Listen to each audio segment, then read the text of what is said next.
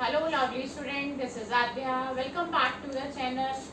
आज हम chapter 6 of 9th class का आखिरी बेसिक कॉन्सेप्ट ले रहे हैं, जो कि मैंने आपको पिछली क्लास में भी बताया था कि एक सिर्फ लास्ट टॉपिक रह गया है जिसको समझना बहुत अच्छी तरह हमें उसको समझना है और सीखना है, क्योंकि उसी पर हमारा ये चैप्टर बेस्ड है।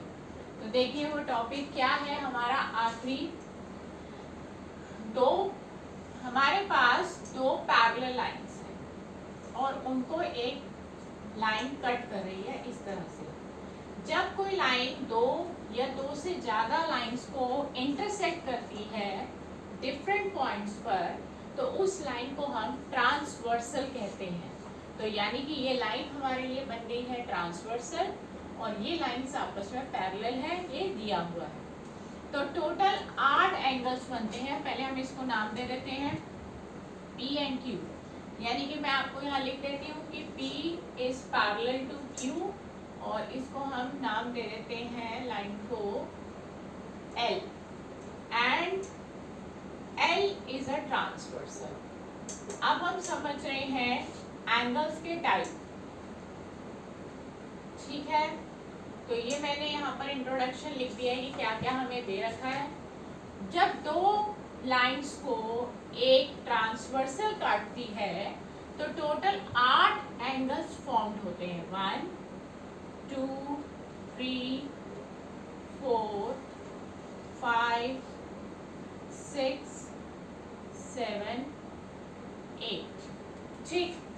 अब इसमें से जो सबसे टॉप मोस्ट है यानी कि 1 और 2, ये हमारे लिए एक्सटीरियर एंगल रहेंगे और सबसे बॉटम में जो बाहर की तरफ है 7 और 8, यानी कि 1 2 7 8, these are called exterior angles. और जो एनक्लोज्ड हो रहे हैं, अंदर की तरफ बन रहे हैं दोनों पैरेलल लाइंस के, उनको हम कहेंगे इंटीरियर एंगल्स, यानी कि 3 4 5 6, these are called interior angles, ठीक। अब आगे बढ़ते हैं कि हमें क्या रिलेशन मिलेगा। देखिए सबसे पहले मैं जिस पर टिक कर रही हूँ, ये है एंगल 4 और ये है एंगल 6। ये कहलाते हैं ऑल्टरनेट इंटीरियर एंगल्स। देखिए Z की शेप बन रही है। जब ये ऑल्टरनेट इंटीरियर एंगल्स बनते हैं तो एक Z की शेप बनती है, जिसे मैं डार्क कर रही हूँ, राइट। तो ये कहलाते हैं ऑल्टरनेट इंटीरियर एंगल्स और ये हमेशा इक्वल रहेंगे अगर लाइंस पैरेलल है तो। यानी कि यहाँ पर तो हमें दे रखा है कि लाइंस पैरेलल है तो ऑल्टरनेट इंटीरियर एंगल्स इक्वल रहेंगे। नाम तो इनका ऑल्टरनेट इंटीरियर एंगल्स ही रहता है, चाहे लाइंस पैरेलल हो या ना हो, बट ये इक्वल तब होंगे जब लाइंस पैरेलल होंगी। तो हमारा जो पहला टाइप था वो था alternate interior angles are equal. ये एंगल्स हमारे इक्वल रहेंगे। तो एक पेयर तो ये हो गया 4 और 6। देखिए दोनों अंदर के ही हैं और ऑल्टरनेट का मतलब हुआ ट्रांसवर्सल की एक साइड के ऊपर का और दूसरी साइड के नीचे का। तो यानी कि 4 और 6 इक्वल होंगे और दूसरा पेयर रहेगा 3 और 5 का। 3 और 5 इक्वल होंगे, दो ही पेयर बनते हैं और ये आपस में इक्वल होते हैं। सेकेंड पार्ट पे चलते हैं। हमारा सेकेंड टाइप कहता है कॉरेस्पॉन्डिंग एंगल्स। अब कॉरेस्पॉन्डिंग एंगल्स क्या होते हैं, ध्यान से देखिए। आप ट्रांसवर्सल के पहले एक तरफ देखिए, इस पैरेलल लाइन के ऊपर वाला यानी कि 1 और इस पैरेलल लाइन के ऊपर वाला यानी कि 5। 1 और 5 का पेयर कॉरेस्पॉन्डिंग कहलाएगा। इसी लाइन के नीचे वाला 4 और इसी लाइन के नीचे वाला 8, ये भी हमारे कॉरेस्पॉन्डिंग एंगल्स हैं। अगर आप राइट साइड में जाएंगे तो इसी सिचुएशन को अगर वहां देखेंगे तो 2 और 6 ऊपर ऊपर वाले, 3 और 7 नीचे नीचे वाले। तो ये है हमारे कॉरेस्पॉन्डिंग एंगल्स और ये भी तभी इक्वल होंगे जब लाइंस पैरेलल होंगी। फिलहाल यहाँ पर लाइंस पैरेलल है तो corresponding angles are always equal. तो सेकेंड हमारा टाइप हुआ कॉरेस्पॉन्डिंग एंगल्स।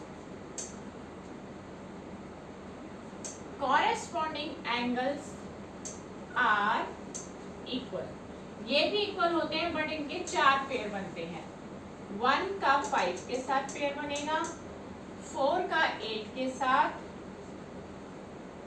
और राइट साइड में जाएंगे तो 2 का 6 के साथ पेयर बनेगा, 3 का 7 के साथ। तो ये 4 पेयर हो गए।